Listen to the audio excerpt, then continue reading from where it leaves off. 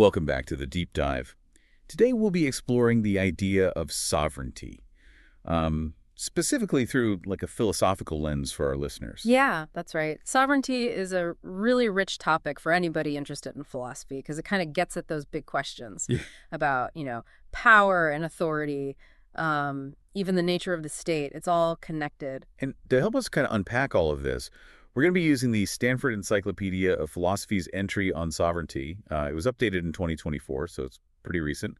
And we'll be covering a lot of ground today. Everything from how the idea of sovereignty evolved historically to the big thinkers who, wrestled with it. Yeah, we'll even look at how sovereignty is being challenged in the modern world. I think for someone with a philosophical mind, you'll find the ethical and political implications particularly interesting.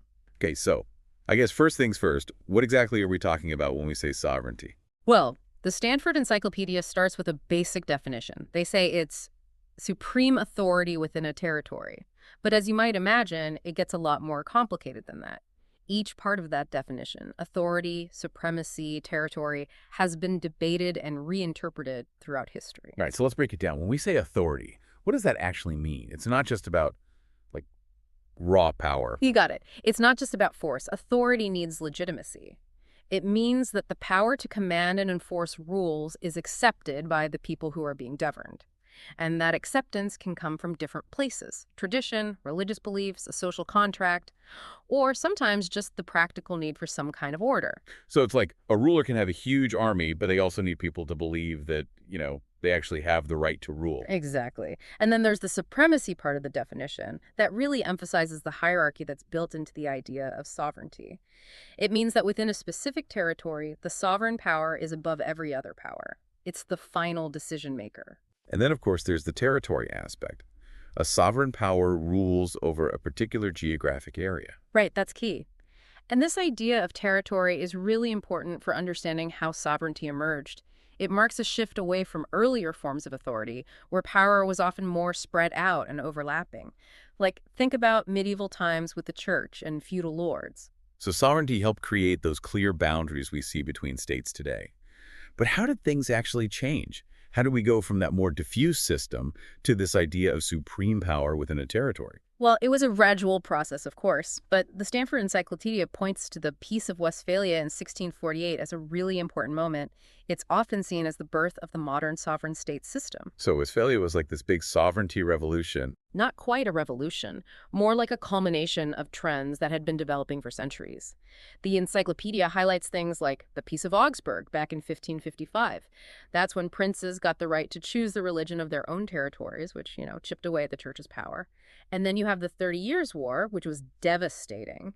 It weakened both the Holy Roman Empire and the church's influence. So you're saying that as these older transnational powers declined, it created space for this idea of the sovereign state to take hold. Exactly. After Westphalia, you see states with their defined territories and this claim to supreme authority becoming the major players in Europe. They had the power to govern their own internal affairs without interference from outside forces. Okay, so Westphalia was a huge step in solidifying this idea of the sovereign state. But the Stanford Encyclopedia does mention that some scholars don't quite agree about its significance. That's right. There's debate about whether some elements of state sovereignty existed even before Westphalia, and of course, some international hierarchies continued after it. It's a really complex historical process, not just like a sudden shift. So it's more of an evolution than a sudden revolution. But Westphalia was a crucial turning point. Now, I think our philosophically minded listener is probably wondering about the thinkers who grappled with this idea of sovereignty. Where do we even start? Well, even before the word sovereignty was widely used, you have thinkers like Machiavelli and Martin Luther. They were already thinking about the implications of having a supreme power within a territory. Machiavelli always seems to get people talking. What did he have to say about this? Yeah, Machiavelli was writing in the early 16th century, and he didn't actually use the term sovereignty, but his ideas about raison d'etat, that's the idea that the state's well-being is the ultimate goal, even above traditional morality, that really laid some of the groundwork for later justifications of sovereign power. So he's basically saying the state's survival trumps everything else. You could put it that way. Machiavelli thought that a ruler had to be pragmatic, even ruthless, to maintain order and security. This focus on the state's interests, above all else, was definitely a step toward our modern concept of sovereignty. So we've got Machiavelli, very much about realpolitik, about power. What about Martin Luther? He's most famous for the Reformation, but how does that connect to sovereignty? Yeah, Luther's impact wasn't just about religion. He argued that spiritual and temporal authority should be separate, basically taking power from the Catholic Church and giving it to secular rulers. So he was giving a kind of theological thumbs up to the idea of sovereign states. In a way, yes. By challenging the church's dominance, he removed a big obstacle to the development of sovereign states. Princes were much freer to rule without interference from the Pope. It's amazing how these seemingly unrelated events all feed into political thought, right? So we've got Machiavelli talking about the state's interest, Luther kind of sidelining the church. Where do we go from there? That's when you start to see thinkers like Jean Baudin and Thomas Hobbes coming into the picture. They really formalized the concept of sovereignty, giving it a more precise definition, a real philosophical framework. Okay, so they're bringing the term sovereignty into the spotlight. What were their main arguments? Well, Baudin was writing in the late 16th century during a time of a lot of religious conflict in France, and he saw sovereignty as like the key to stability and order. He defined it as a supreme power within a territory. But it's important to note that for Baudin, this power was still bound by natural and divine law, even though it wasn't limited by any human laws within that territory. So even the sovereign has limits, but they come from a much higher authority. Exactly. And then you have Hobbes, writing in the mid-17th century during the English Civil War. He had a slightly different take on it. He thought that in a state of nature, humans would always be at war with each other, driven by their own self-interest. That's a pretty bleak view of human nature. It is, but his solution was the social contract. People agree to give up some of their freedom and submit to an absolute sovereign. He called it the Leviathan. And they do this in exchange for security and order. So for Hobbes, sovereignty wasn't just like practical, it was almost like a necessary evil to prevent chaos. Exactly. He believed that only an absolute sovereign could prevent society from collapsing into anarchy. So you see how Machiavelli, Luther, Baudin, and Hobbes, they all contributed in their own ways to the development of this idea of sovereignty. It's really amazing to see how these ideas that emerged from such turbulent times have had such a lasting impact. I mean, they're still shaping how we understand power and authority today. And keep in mind, we've just scratched the surface here. The story of sovereignty definitely doesn't end there. Just like historical events and philosophical debates shaped its rise, there are new challenges and critiques that are causing it to evolve. This is getting really interesting. I'm ready to hear more about how sovereignty is being challenged. Let's take a quick break, and when we come back, we'll explore how sovereignty is being reinterpreted in the modern world. Okay, so we've covered a lot of ground already. You know, this idea of sovereignty, this supreme authority within a territory, it has really deep philosophical roots. But it sounds like the story doesn't end there, right? How has this concept kind of evolved, especially with all the challenges in the modern world? Yeah, you're right. Sovereignty has been on quite a journey. And the 20th century, especially after World War II, things really started to shift. People started to re-examine these traditional ideas of absolute sovereignty. Yeah, I can imagine how, I mean, the atrocities of the war would make people question the idea that states can have unlimited power. Right, Bear? What were some of the big developments that challenged this idea of sovereignty?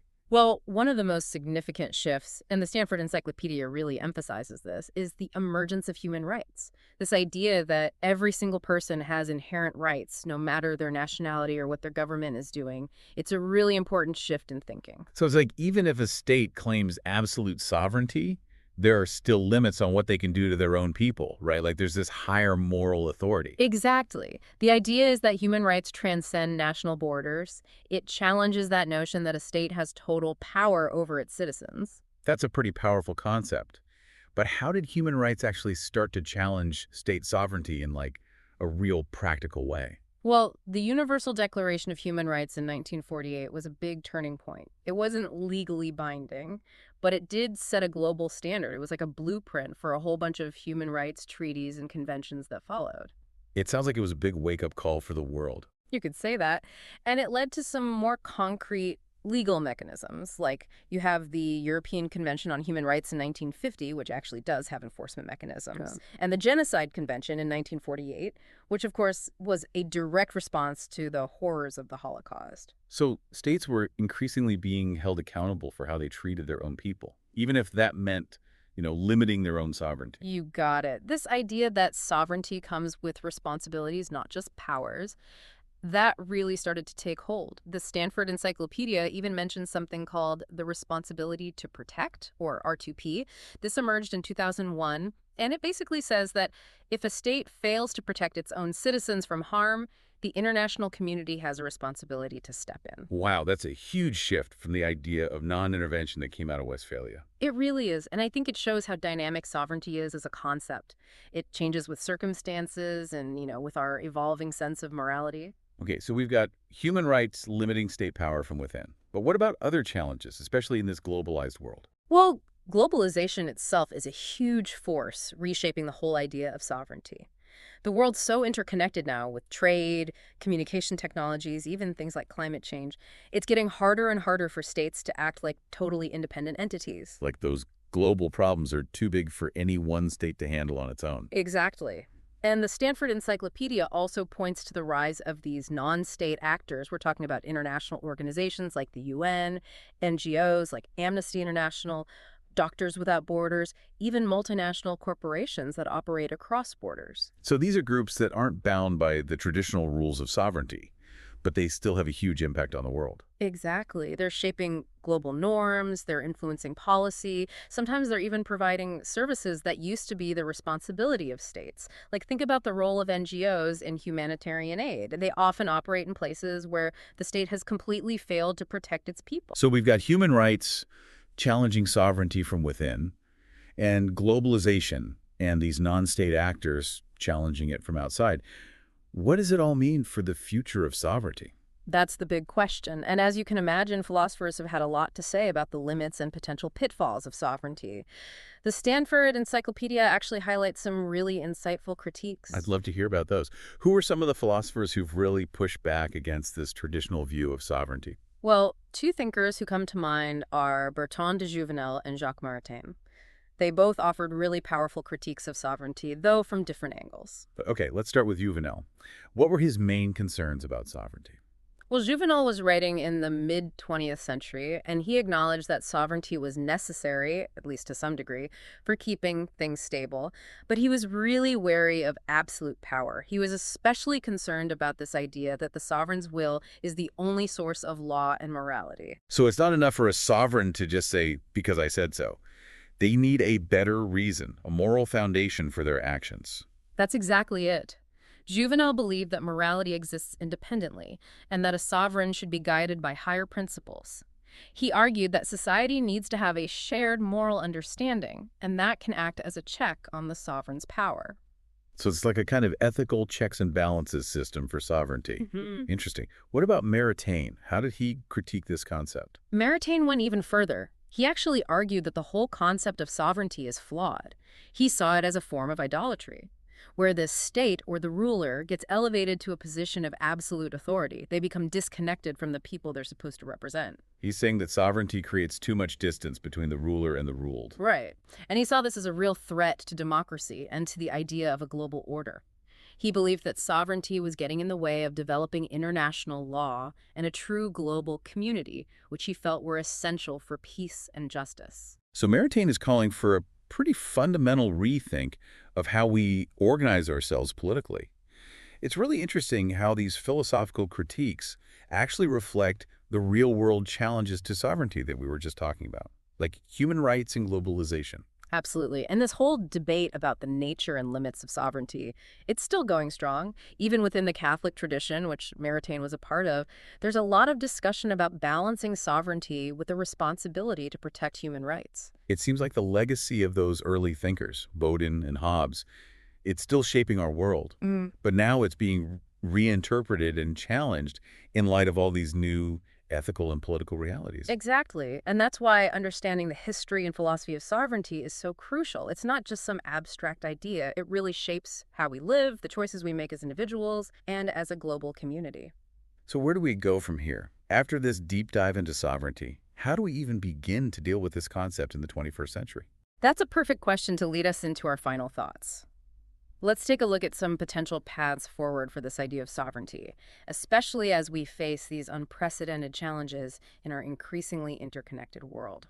Wow. It's incredible to think about how far we've come. We started with these medieval power structures, then we talked about the rise of the modern state, and now it seems like the whole idea of sovereignty is being questioned, both practically and philosophically. It's almost like the rules of the game are changing right in front of us. Yeah, it's definitely a dynamic process, and it's happening right now, all around us. The Stanford Encyclopedia actually points to a few key trends that are really reshaping how we think about sovereignty. And these trends have a very real impact on, how you and I experience the world, how we live our lives. Okay, I'm really curious. What are some of these trends that are like actively reshaping sovereignty? It feels like globalization has to be a huge part of it. I mean, everything's so interconnected now, right? Absolutely, you're right on the money there. Globalization is making it harder and harder to say what's domestic and what's international. It's like the lines are getting blurred. Think about it. Economic interdependence, the fact that we're all connected through these global communication networks, even something like climate change. These are all issues that just can't be solved by one country acting alone. Right. It's like those problems are too big to fit neatly inside the borders of any single state. Exactly. And that's driving this need for new ways of cooperating, for new kinds of global governance. Like, take the Paris Agreement on climate change. That requires states to work together to reduce emissions, even if it means that some countries might have to limit their own economic growth in the short term. So even those powerful countries are having to, I guess, give up a little bit of their sovereignty to address these global challenges. Yeah, I think that's a good way to put it. And the Stanford Encyclopedia mentions another trend that's kind of tied to globalization, the rise of all these non-state actors. We're talking about things like international organizations like the UN, NGOs like Amnesty International or Doctors Without Borders, even those big multinational corporations that operate in so many different countries. Right. These are all groups that don't really play by the traditional rules of sovereignty, but they still have a lot of power and influence. Absolutely. They're shaping global norms, they're impacting policy decisions, even providing services that, in the past were always handled by states. Like, think about the work that NGOs do in humanitarian relief efforts. A lot of times they're stepping in where states have failed to protect their own citizens. It's a fascinating picture, but definitely a complicated one. So where do you see all of this going? What do you think the future holds for this idea of sovereignty in such a fast-changing, interconnected world? That's the million-dollar question, isn't it? I mean, the Stanford Encyclopedia doesn't pretend to have all the answers, but they do outline some possible scenarios. Some scholars think we're moving toward what they call fragmented sovereignty, where states still control some areas, but they're giving up authority to, like, regional or global institutions in other areas. So it's almost like a patchwork of sovereignty, right? Where different actors are responsible for different things. Yeah, that's a good analogy. And then there are others who envision an even bigger shift, where the idea of the sovereign state itself just kind of fades away, and we see it replaced by some new forms of global governance. Of course, that's a really controversial idea, and nobody knows for sure if it'll ever actually happen. Well, it's both exciting and a little bit intimidating to think about all the possibilities, right? After this deep dive into sovereignty, I keep coming back to this idea that maybe we're at a turning point. Like, we're seeing a fundamental shift in how we think about power and authority in the world. Yeah, I think that's a really insightful observation. And the truth is, nobody knows exactly what the outcome of this shift will be. It depends on the choices that we make, the values that we prioritize, and, how we decide to organize ourselves as a global community. It's definitely given me a lot to think about. I want to thank the Stanford Encyclopedia of Philosophy for giving us so much great material for this deep dive. And of course, thank you for, guiding us through this really complex topic. It's been amazing. The pleasure was all mine. It's been a really stimulating conversation.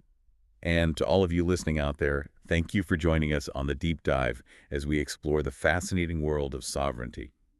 We hope you've come away with a better understanding of how this concept has shaped our past, how it continues to shape our present, and how important it will be in shaping our future. And before we go, we want to leave you with one final thought. If you could redesign the entire global system from scratch, how would you balance the need for order and stability with the demands for justice, for human rights, and for global cooperation? It's something to think about.